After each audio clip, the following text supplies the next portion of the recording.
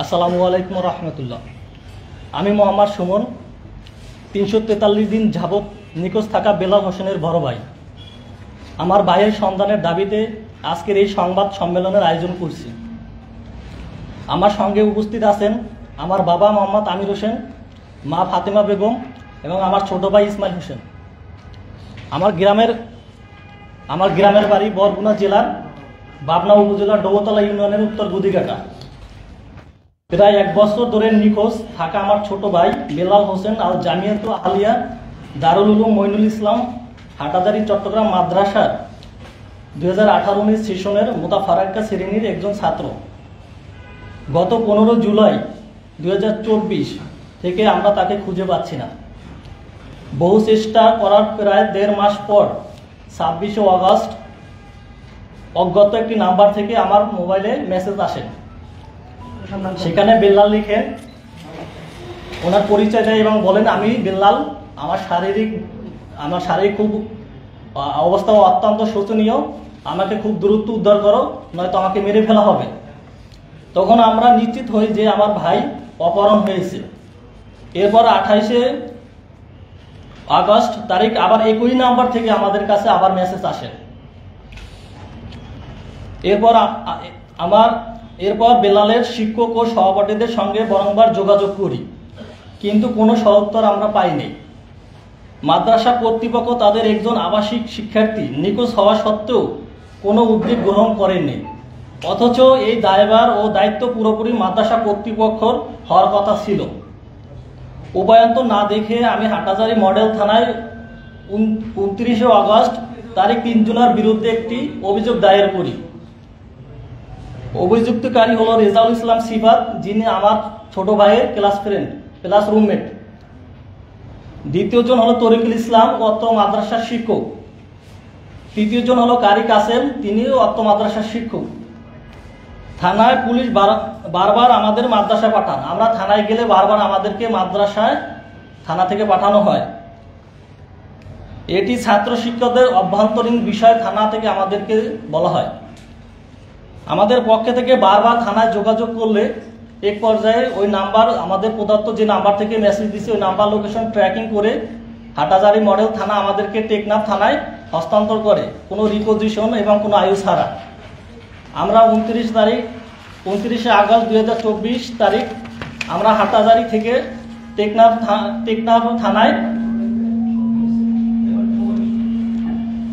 থানায় যোগাযোগ করি। টেকনাফ থানায় দায়িত্বরত এসআই সুদর্শন তিনি জানান যে হাটাজারি থানা থেকে আয়ু না আসার কারণে আর কোনো রিকোজিশন না দেওয়ার কারণে ওনাদের কিছু করার নাই মর্মে ওনার জানায়। পরবর্তীতে আমাদেরকে হাটাজারি থানায় যোগাযোগ করতে বলেন। এরপর আমরা আবার হাটাজারি থানায় ফিরে যাই। থানা কর্তৃপক্ষ পুনরায় আমাদেরকে মাদ্রাসায় পাঠান। সেখানে অভিযুক্ত নানা টালবানা শুরু করেন এবং আমাদের আইনের আশ্রয় নেওয়ার কারণে উল্টো আমাদেরকে হুমকি দামকি দেওয়া হয়। মাদ্রাসা আমাদের সঙ্গে এক প্রকার খারাপ আচরণ করেন।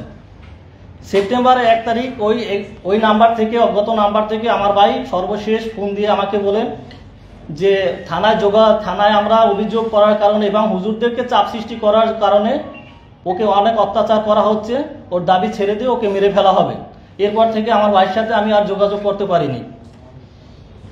সর্বশেষ 15 অক্টোবর 2024 তারিখ চট্টগ্রাম চিফ জুডিশিয়াল ম্যাজিস্ট্রেট আদালতে মামলা দায়ের করি, যার বাদী আমার বাবা মোহাম্মদ আমির হোসেন।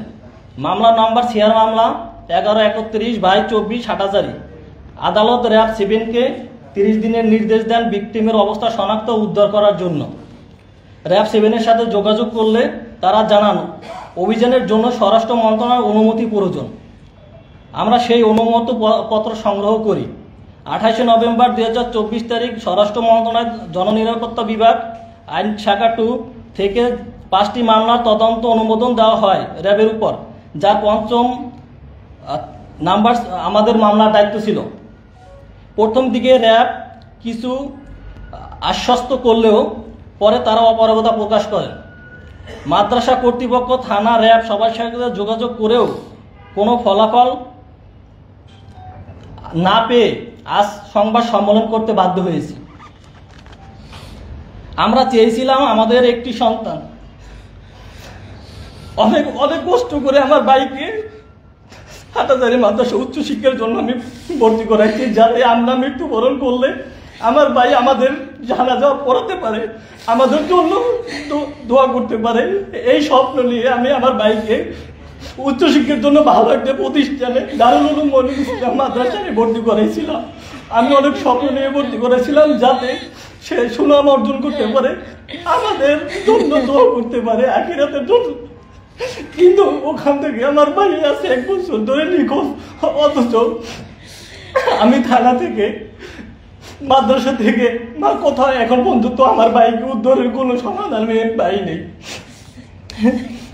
আপনাদের প্রতি সাংবাদিক ভাই, আপনাদের প্রতি আমার অনুরোধ, আপনারা আমার এই বিষয়টা গুরুত্বের সাথে দেখবেন এবং আপনাদের মাধ্যমে বর্তমান অন্তর্বর্তীকালীন সরকারের প্রধান উপদেষ্টা ও স্বরাষ্ট্র উপদেষ্টার কাছে আমরা বিনীত অনুরোধ জানাই এবং অত্র মাদ্রাসা দারুল উলুম মনিরুল ইসলাম মাদ্রাসা কর্তৃপক্ষের কাছে আমরা বিনীত অনুরোধ জানাই, তিনি যেন আমার ভাইকে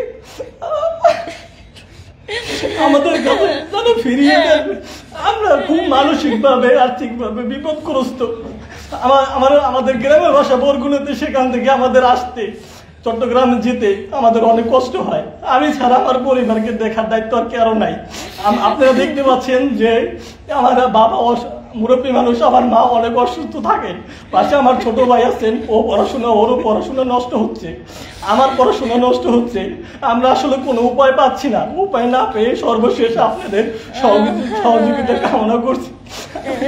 আপনাদের মাধ্যমে আমার ভাইয়ের সন্ধান পেতে আপনাদের সাহায্য কামনা করছি।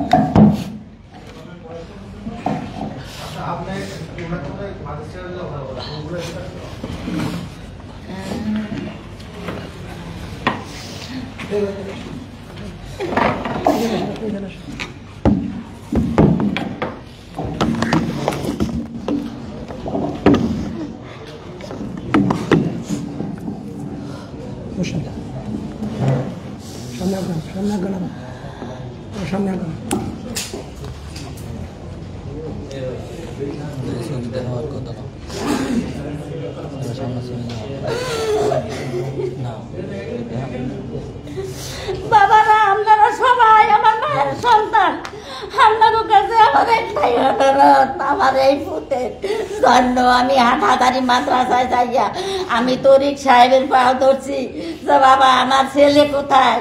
তরিক সাহেব বলে, মা কান্দাকাটি করি না, আপনার ছেলে 2-3 দিন পর আসবে। এই কথা বলে আমার তরিক সাহেব। আর বেডরুমের ছেলে নাই, মাদ্রাসার সাহেব আমি কইছি। তারপর তরিক সাহেবের কাছে গেছি, স্যার কই আপনি বললেন 2-3 দিন পর আসবে, কই আমার ছেলে আমার মুখে বিরাই দেন। আমি বললেন আমার ছেলে মাটি দিতে পারে বাবা, আপনাদের কাছে আমি আইছি, কাল বেউস হয়ে আইছি, আমি গাড়িতে লাঞ্চ করতে পারি না বাবু, আপনাকে দ্বারা এইটা আমার দাবি।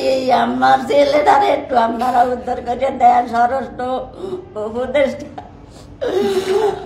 আমার বাবা কই, আমার বাবারে আপনারা আল্লাহ ফিরে আমার করলে দেখ বাবু।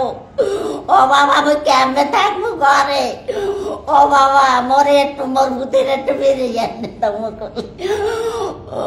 উপদেশের কাছে আমার আবেদন, সমস্ত হুজুরের কাছে আমি পাও ধরে মাপ চাই, আল্লাহ রাস্তায় আমার মাথা রাউলাই যায়। কি কব বাবা, সবার কাছে আমার সমস্ত মাদ্রাসার হুজুরের কাছে আমি মাওয়াই আপনাদের কাছে মাপ চাই। আমার ছেলেটারে জীবত আমার কোলে একটু ফিরিয়ে দেন, আমার কোলে একটু ফিরিয়ে দেন। ও সাংবাদিক বাবারা, আপনারা একটু আমার ছেলেটারে একটু উদ্ধার করার জন্য একটু আপনারা যথেষ্ট পরিমাণ চেষ্টা করবেন। আমি এই আপনার সামনে হাজির হয়েছি বাবা। আমি কোনোদিন একটা লোকের সামনে যাই না, আপনাকে কতজন লোকের সামনে আইছি, আমি কি হাফিজি পড়াইয়া বাবা আমার আল্লাহ পড়াইয়া আমি কি আমার নসিবে ছিলাম যে আমি আপনাকে সামনে কান্তি ভাবো। আমার নসিবে মাওলা কি লেখছে, আমি উচ্চ ধরনের লেখাপড়া করাইতে দিয়ে আইছি আমার ছেলে। ঠিক আছে বাবা, আপনাদের কাছে আমার এই আপত্তি, এই দাবি সরকারের কাছে আমার দাবি, স্বরাষ্ট্র উপদেষ্টার কাছে আমার দাবি, আমার এই ময়নার একটু আমার কোলে ফিরিয়ে এনে দেন বাবা। এই আমার ময়না, ও বাবা আমি কি হাফিজি মাওলানা মুক্তি পড়াইছি বাবা? আপনার এই দাসের সামনে আমার নসিবে কি লাগছে বাবা? আপনারা তো এই যে আমার ভূত দোয়া করবেন, আমার ভূতের লাগে জানে আমার কোলে ফিরিয়ে একটু ফিরিয়ে দেখ। আজ কতটা মাস আমার ভূতে আমার একটু ডাক্তার করে না। ও বাবারা, ও বাবা একটু আপনারা আমার এইটু সাহায্য করেন আল্লাহর হস্তে, আপনার কাছে এইটু সাহায্য আপনাদের কাছে চাই। ও বাবারা আমি আর কথা কইতে পারি না, আমার পছন্দ চাই, আমার ময়দান একটু আমার করলে বাবা। আপনারা নেই পরপুতে আমি না খাইয়া না কাপড় বিন্দা না কষ্ট, কত কষ্ট করিয়ে বাবা এরপর আমি এই ছেলে মানুষটা জানলাই করতে চাইছে। আজ আমার চোখের সামনে আমার এই ছেলে নিখোঁজ। ও বাবারা আপনাদের কাছে মরে একটাই আপত্তি, আমারা আরে বাবারা এই দেন, ও বাবারা এই আমার ছেলে হাফিজি মাওলানা মুক্তি পড়াইছে অনেক কষ্ট করে। Immigration to Canada. We provide the best quality service and solution for Canada immigration. Please visit our website and contact for details.